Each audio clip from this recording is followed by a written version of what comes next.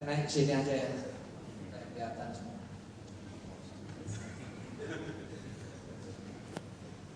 Bismillahirrahmanirrahim. Assalamualaikum warahmatullahi wabarakatuh. Selamat pagi dan salam sejahtera untuk hadirin semua. Saya agak kurang sehat. Cuma yang kurang sehat hanya dari ankle ke telapak kaki. Dari ankle ke atas sehat walafiat. Ini gara-gara kemarin agak ngotot mendaki Gunung Semeru minggu lalu weekend. Mestinya 2 malam nginep di hutan, tapi ini agak diforsir semalam saja nginep di hutan. Ya akibatnya kakinya protes, langsung bengkak. Tapi nggak apa-apa lah. Untung sekarang udah kuat berdiri. Oke, ibu-ibu dan bapak sekalian, terima kasih atas kehadirannya pada acara ini. Pagi hari ini saya kira kita some of you maybe not fluent in bahasa Indonesia. I will make a short translation after my speech. So pagi ini kita membahas satu topik yang sangat penting, yaitu kebijakan PLN dalam mengukur produk dalam negeri. Memang kita membuat satu terobosan yang besar, ya, out of the box untuk suatu produk dalam negeri. Sebelumnya saya dan direksi PLN ini memang tergelitik oleh suatu situasi dan kenyataan yang kita lihat, ya, bahwa produk dalam negeri tidak sepenuhnya digunakan pada instalasi ketenagaan listrikan. Pada suatu hari saya menghadiri peresmian IPP listrik swasta di suatu daerah, dan kaget saya melihat trafo yang digunakan ternyata buatan Cina. Padahal trafo ukuran tersebut itu bisa dibuat di Jakarta atau di Bogor. Jadi saya tercenung dan merasa tersentak. Kenapa produk kita sendiri tidak digunakan? Oleh karena itu PLN membuat beberapa terobosan yang mungkin melampaui dari peraturan yang dibuat oleh pemerintah. Jadi sedikit lebih maju daripada peraturan yang dibuat oleh pemerintah. Mungkin pemerintah memang sangat hati-hati dalam membuat suatu aturan, tetapi saya kira PLN bisa membuatnya lebih progresif. Yang mendorong hal itu pertama adalah kenyataan bahwa PLN setiap tahun membayar CAPEX, ya, capital expenditure, pengeluaran untuk investasi itu tidak kurang dari 50 triliun rupiah, kurang lebih 5 miliar US dollar. Itu angka yang sangat besar. Tahun lalu itu realisasinya 50 triliun rupiah. Itu angka yang sangat besar. Dan ternyata sebagian dari pengeluaran tersebut itu mengalir ke luar negeri. Hanya sebagian kecil yang bergulir di dalam negeri. Kalau lebih banyak lagi dana 50 triliun rupiah tersebut bergulir di dalam negeri, maka akan menciptakan multiplier effect di ekonomi dalam negeri. Contoh paling sederhana, ya, multiplier effect ini adalah begini, ya. Misalnya kita beli trafo ke Cina, ya, maka yang menikmati multiplier effect-nya itu hanya transporter, ya, mulai dari Tanjung Priok sampai ke lokasi GI PLN, misalnya di Jawa Tengah. Maka selama proses pengangkutan itu terjadi multiplier effect. Transporternya dapat pemasukan, kemudian sopir sama kenek sama yang bantu-bantu dapat pemasukan. Lalu sepanjang perjalanan mereka istirahat. Tiap 30 km istirahat, mungkin beli bakso, ya, beli nasi uduk, nasi padang. 30 km lagi beli nasi uduk lagi, ya. Multiplier efeknya kecil sekali. Tetapi kalau trafo tersebut dibeli dari produsen transformer dalam negeri, maka multiplier efeknya jauh lebih besar. Pabrikan dalam negeri akan membuat trafo tersebut, ya, mungkin silikon steelnya diimpor, mungkin tembaganya masih diimpor. Tetapi yang bekerja adalah yang memotong silikon steel, yang menyusun silikon steel adalah pekerja Indonesia. Dia punya anak istri, dia jadi punya gaji. Kemudian casing dari trafo mungkin dibuat di dalam negeri karena nggak perlu diimpor, Nah ini Pak, industri baja yang memproses lebaran baja menjadi sunggup dari trafo dapat order, dia dapat keuntungan, dia bisa mempekerjakan pekerja, maka multiplier efeknya jauh lebih besar daripada hanya mentransport trafo dari Tanjung Priok ke Jawa Tengah. Itulah efek pertama ya, dari penggunaan produk dalam negeri. Yang kedua, dengan dijalankannya produk dalam negeri dibeli oleh PLN, maka pelanggan industri PLN bertambah. Paling nggak konsumsi listriknya bertambah, ya kan?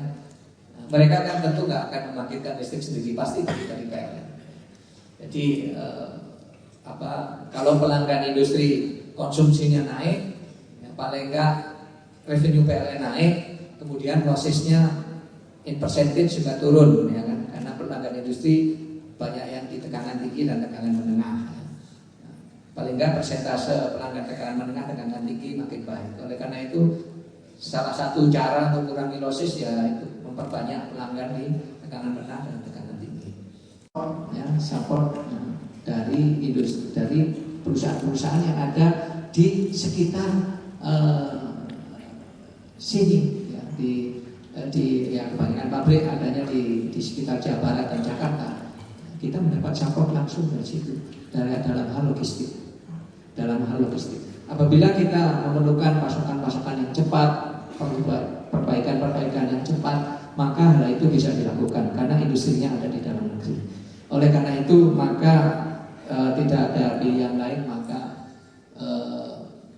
keberpihakan kepada industri dalam negeri ini kita lakukan.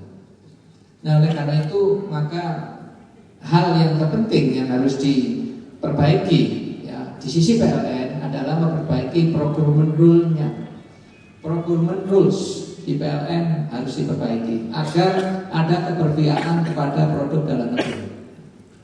Untuk itu saya harus berhati-hati ya, jangan sampai hal ini menimbulkan isu yang tidak perlu, persoalan yang tidak perlu. Maka PLN merangkul Transparansi Internasional Indonesia, dan kita jadikan mereka konsultan kita, terutama dalam bidang procurement dan pelayanan pelanggan. Jadi kita konsultasi kepada mereka. PLN punya sikap untuk berpihak kepada produsen dalam negeri, maka kami akan merubah procurement rule sehingga memungkinkan kami berpihak. Apakah ini melanggar GCG, Good Corporate Governance? PI mengatakan silakan. Ya, hal itu adalah hal yang wajar dan dilakukan di semua tempat, dan saya kira memang demi kemajuan ekonomi Indonesia hal itu harus kita lakukan. Jadi kami melakukannya.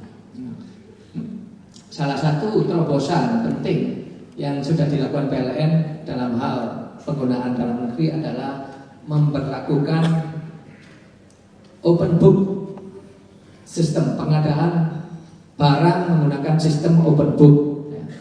Ini belum pernah dilakukan sebelumnya, walaupun di tempat lain, di negara lain hal ini hal yang biasa, tetapi di Indonesia memang belum pernah dilakukan. Dan kami sengaja melakukan hal itu agar pabrikan dalam negeri mendapat tempat yang istimewa untuk memasok PLN. Dan saya berterima kasih kepada dua pabrik trafo di Indonesia, yaitu Unilec, Unido, dan CG Power, karena bersedia untuk melakukan metode pengadaan yang baru ini.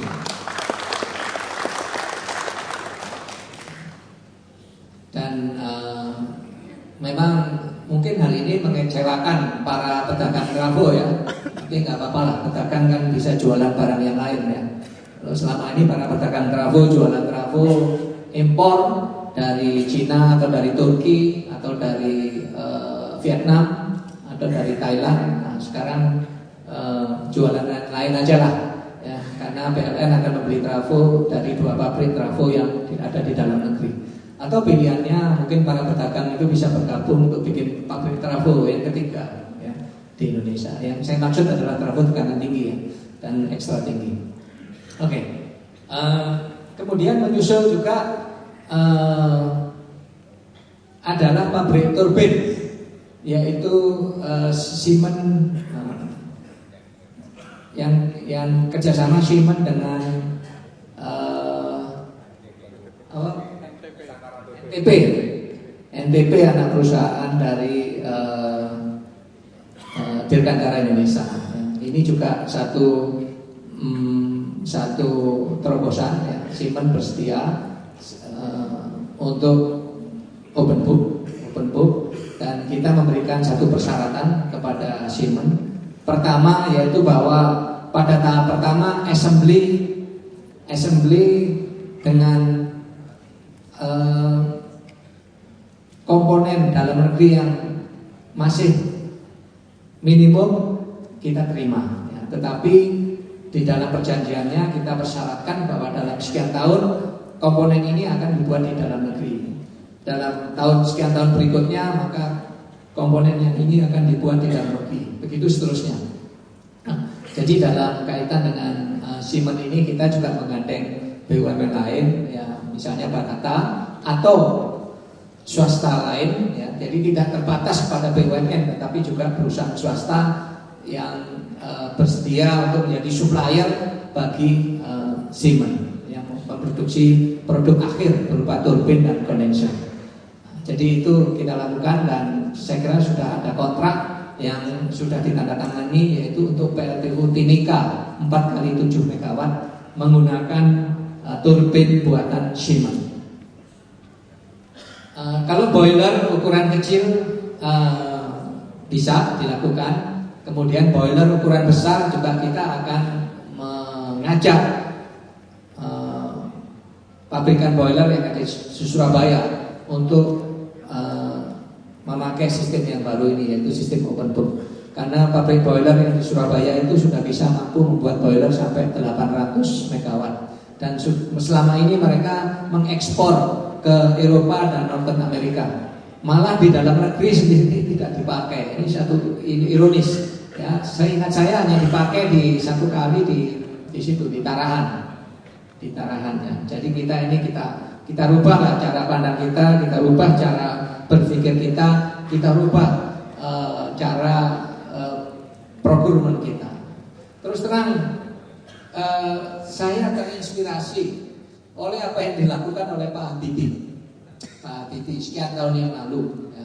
Waktu saya masih SMP, mungkin sampai masih SMA. Waktu beliau men-set up industri pesawat terbang di Bandung ya, apa yang beliau lakukan adalah pertama ambil license saja, udahlah nggak usah bikin apa-apa, license saja untuk membuat, untuk merakit doang, merakit saja ya. Tetapi setelah merakit maka beberapa komponen mulai diproduk di Bandung. Saya pernah mengunjungi ke Dirgantara Nurtanio yang dulu disebutnya. Saya lihat mulai dari bagian yang tidak sensitif ya. Ujung pesawat itu dibuatnya di Spanyol ya. Mungkin itu bagian yang paling sulit barangkali ya. Tetapi sayap dibuat di Bandung. Kemudian bagian-bagian yang lain dibuat di Bandung. Hanya bagian yang paling sensitif, kokpit dan ujung pesawat itu dibuat di Spanyol. Nah, ini membuat satu cara transfer of teknologi yang sangat real, dan itu terus terang saya ingin tiru dalam skala yang mungkin jauh lebih kecil ya, yang nggak ada bandingannya sebenarnya dengan apa yang dilakukan Pak Habibie ya. Tapi paling nggak saya ada terinspirasi lah dari situ. Kemudian kita lihat guliran dari Nurtanio ini, kemudian ada IMCA kan, industri kereta api di Madiun, yang tadinya hanya bengkel kereta api, tapi sekarang mereka sudah bikin gerbong dan merakit lokomotif, itu juga bisa dilakukan.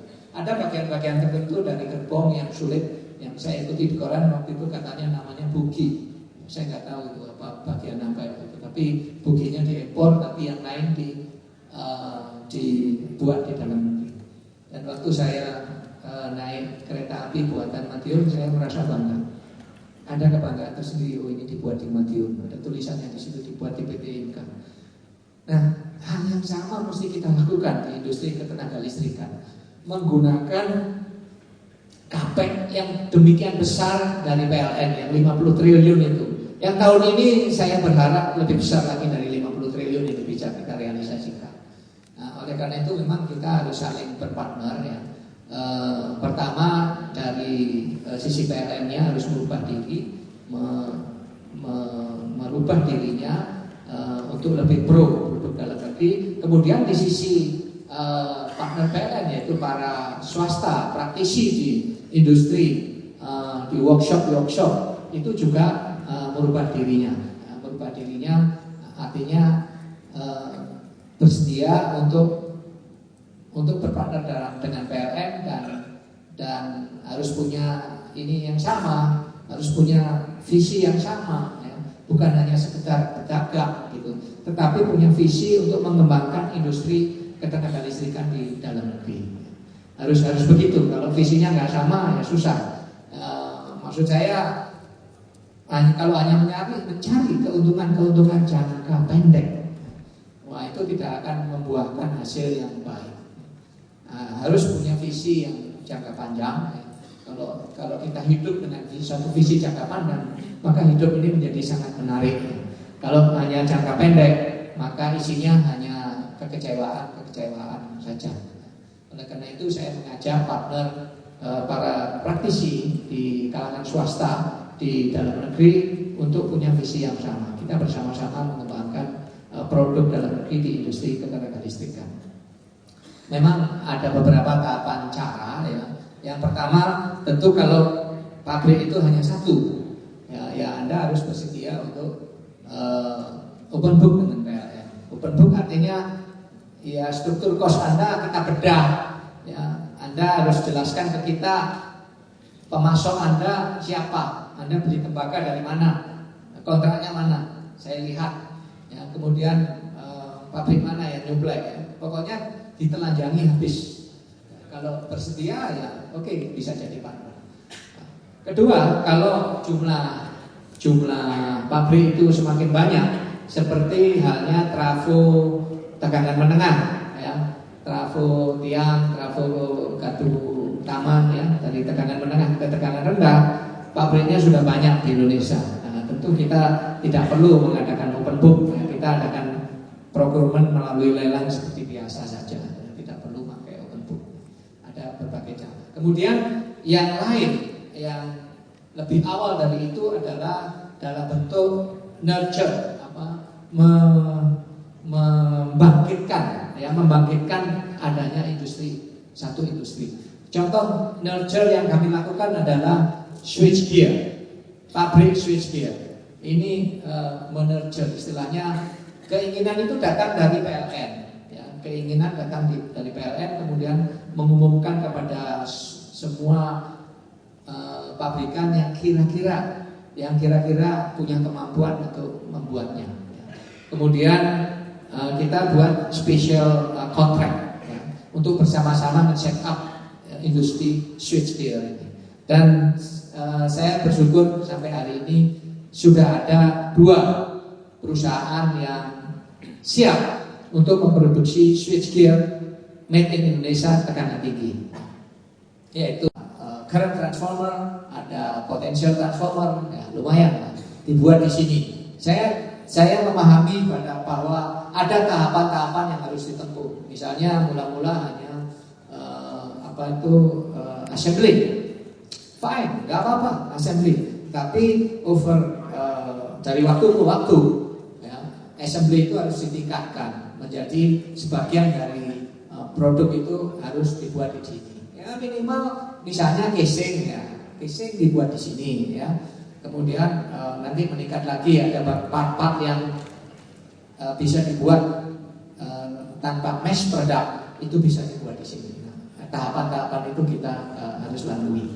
Nah, jadi dengan cara seperti itu, apalagi kalau nanti ternyata industri tersebut punya keunggulan kompetitif ya, artinya ternyata bisa diekspor, maka industri itu dengan sendirinya membesar, ya, dengan sendirinya membesar.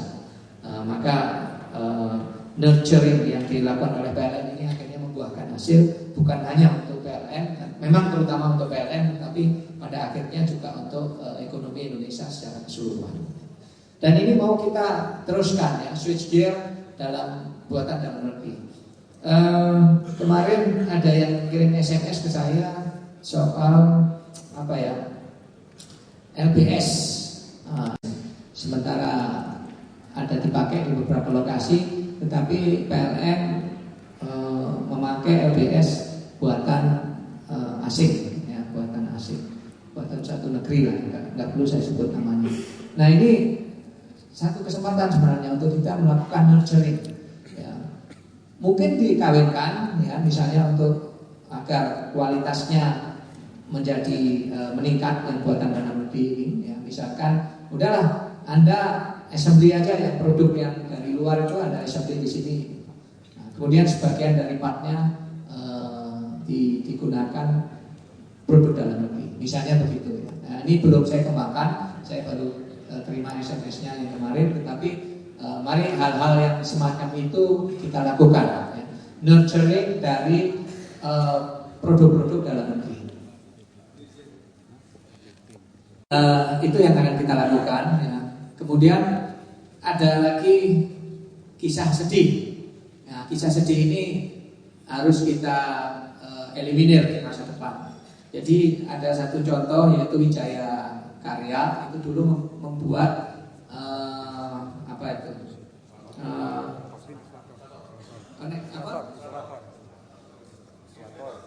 Insulator. Bukan insulator, bukan. Tap konektor yang kualitasnya bagus. Nah, kemudian karena sistem procurement di PLN, ya, itu sedemikian rupa, ya, sehingga akhirnya dibuat lelang terbuka gitu ya, karena memang nggak bisa mengakomodir waktu itu hal-hal yang khusus, ya. Kemudian masuklah tap konektor dengan kualitas yang buruk, ya, yang buruk sekali, sehingga beberapa kali dia itu breakdown, ketika dipakai breakdown, sampai orang PLN memutuskan mungkin tap konektor dengan model seperti ini itu tidak cocok, ya, untuk PLN. Padahal bukan soal modelnya yang nggak cocok atau teknologinya yang nggak cocok, tapi memang kualitasnya yang buruk. Dan karena Wika tidak lagi kompetitif untuk membuat tap konektor yang kualitasnya baik, akhirnya mereka menutup pabriknya. Bukan menutup pabriknya, tapi mendiversify produknya dari membuat tap konektor menjadi membuat spare part sepeda motor, dan sampai sekarang masih jalan, pabrik itu masih jalan, tapi produksinya sepeda motor karena bahannya sama, aluminium. Nah, hal itulah cerita sedih yang tidak boleh terulang, ya. Jangan kita membunuh satu industri dalam negeri, ya, hanya gara-gara aturan pengadaan di PLN yang tidak bisa mengakomodir. Nah, itulah yang harus kita rubah, gitu ya. Jadi gini cara berpikirnya. Yang seringkali orang itu tidak lengkap cara berpikirnya. Jadi mungkin mengadakan lelang terbuka yang membolehkan produk luar negeri masuk itu bisa mendatangkan saving bagi PLN, ya. Akan tetapi savingnya ini adalah saving dalam pandangan yang sempit. Karena hanya berkaitan dengan barang yang satu itu, katakanlah tap konektor. Kita lupa bahwa produk dalam negeri itu memberikan multiplier effect, ya, yang nggak pernah kita ukur.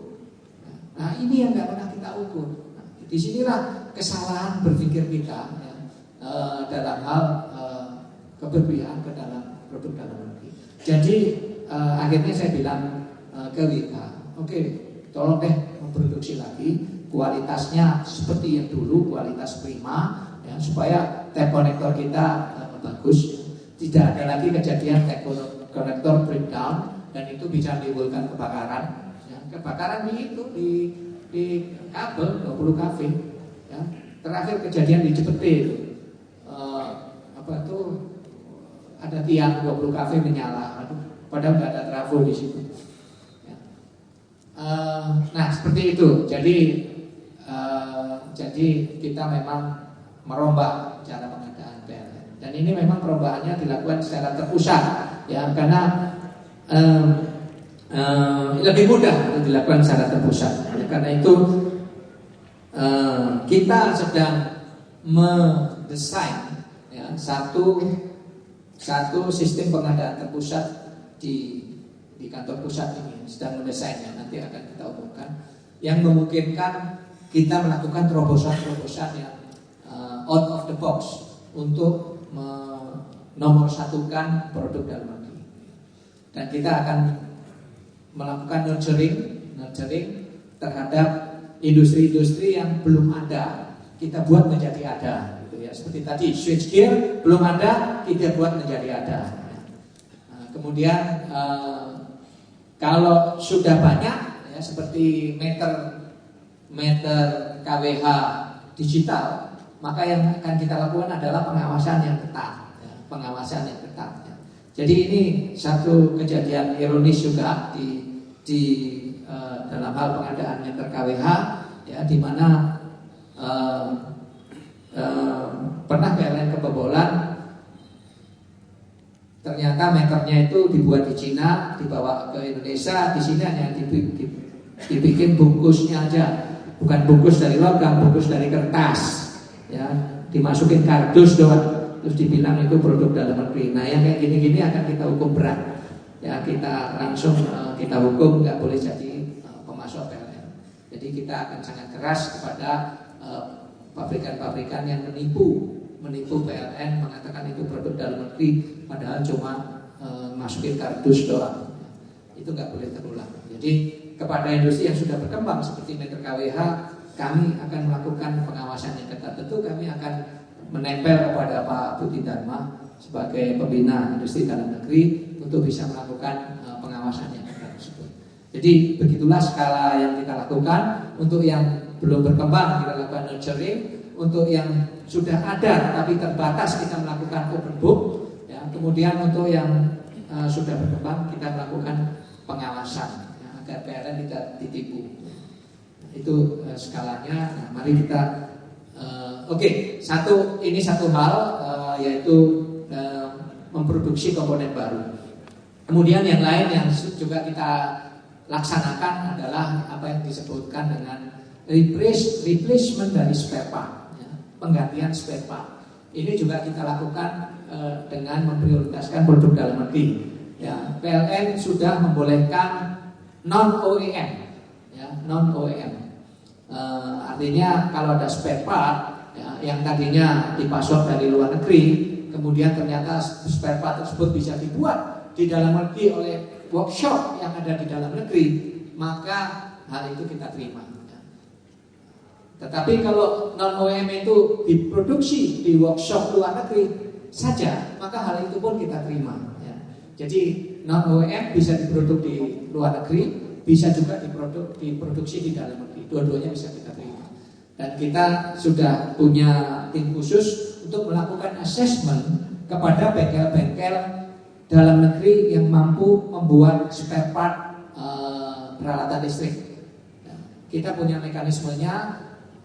Mereka silahkan menghubungi PLN, ya, bersurat ke PLN, sampaikan kami mampu memproduksi spare part ini. Lalu tim PLN akan datang ke sana untuk memeriksa kualitasnya dan sistem produksinya akan diperiksa.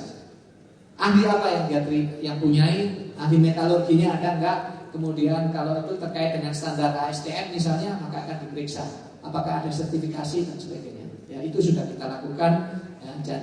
Dan ini juga diharapkan bisa mensupport PLN. Kalau PLN punya kebutuhan yang mendesak pada spare part tersebut, maka segera bisa diproduksi di sini. Itu namanya untuk pengadaan spare part. Saya kira kita semua tahu bahwa PLN punya proyek 10.000 megawatt, di mana sebagian besar bukan sebagian besar, seluruhnya itu adalah buatan Cina, ya. Dan itu kita jadikan blessing in disguise, ya. Spare part yang tadinya dibuat Cina kita buat aja di dalam negeri, ya. Kita buat di dalam negeri untuk menggantikan sebagai spare part cadangan. Jadi kalau bagian itu sudah aus, sudah waktunya diganti, ya kita ganti, tapi nggak perlu datangkan dari Cina, datangkan aja dari workshop dalam negeri. Selama workshop dalam negeri ini mampu membuat dengan kualitas yang sama atau lebih baik, ya, gitu. Jadi itu yang kami lakukan. Nah, satu lagi yang terakhir, bagaimana kita mengimplementasikan kewajiban menggunakan produk dalam negeri ini di dalam listrik swasta, ya. Kalau peraturan dari pemerintah dinyatakan dalam persentase, ya, 41%, 50 sekian persen dan sekian persen dan sebagainya, maka di dalam penerapannya di PLN kita wajibkan kepada bidders untuk mencantumkan secara eksplisit peralatan apa yang akan dipasok dari produsen dalam negeri. Jadi tidak lagi persentase. Ya, persentase adalah dalam rangka comply kepada peraturan pemerintah, tetapi perangkatnya PLN harus dinyatakan secara eksplisit. Misalnya trafo buatan CG Power atau Unindo, ya, dia boleh nulis begitu. Nanti pada waktu dibangun kita akan periksa apa benar trafonya buatan Unindo atau CG Power. Ya, dia harus eksplisit menyatakan begitu. Boiler buatan misalnya mana, gitu ya. Ada beberapa pabrik boiler di Indonesia. Ya, dia harus nyatakan. Kemudian circuit breaker misalnya, kalau dia GIS misalnya, dia harus sebut misalnya buatan Hitachi, Cikarang, ya, dia harus eksplisit menyatakan. Nah, atas dasar itu kita akan menilai, sekian persen adalah produk dalam negeri dan ini comply kepada peraturan pemerintah. Gitu. Jadi cara kita ngecek seperti itu, ya, tidak setelah dibangun baru kita cek. Nah, itu biasanya posisi PLN jadi lemah. Tetapi sejak mereka membid itu sudah harus membuat statement produk mana yang akan dipakai. Demikian Ibu-ibu dan Pak sekalian, bagaimana kita mengimplementasikan keberpihakan kepada produk dalam negeri. To our guests who not speak Indonesian, so I explain to the audience that the way we encourage the development of Indonesian product for electricity installation is first by nurturing new industrial plant. Yeah. For example, I give example switchgear. The second is if the industry or if the manufacturing facility already exists in Indonesia and the numbers of the manufacturing plant is limited, then we use open book approach. And the third thing, if the numbers of manufacturing facility already several exist and for a long time and already there are several manufacturing facility, then we use as usual simple tender process to select the best one. And second, with regard to the IPP, we will ask the bidders to explicitly specify which product will be supplied by local product.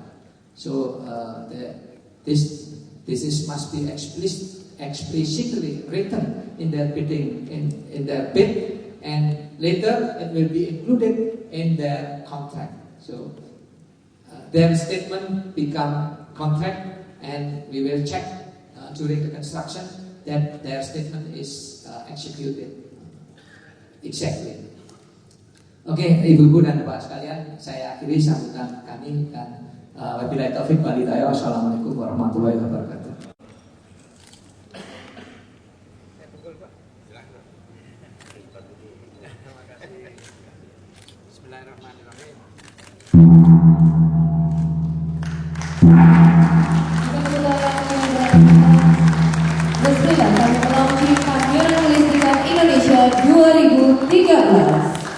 Dan kami mohon kesediaannya untuk dapat berfoto bersama.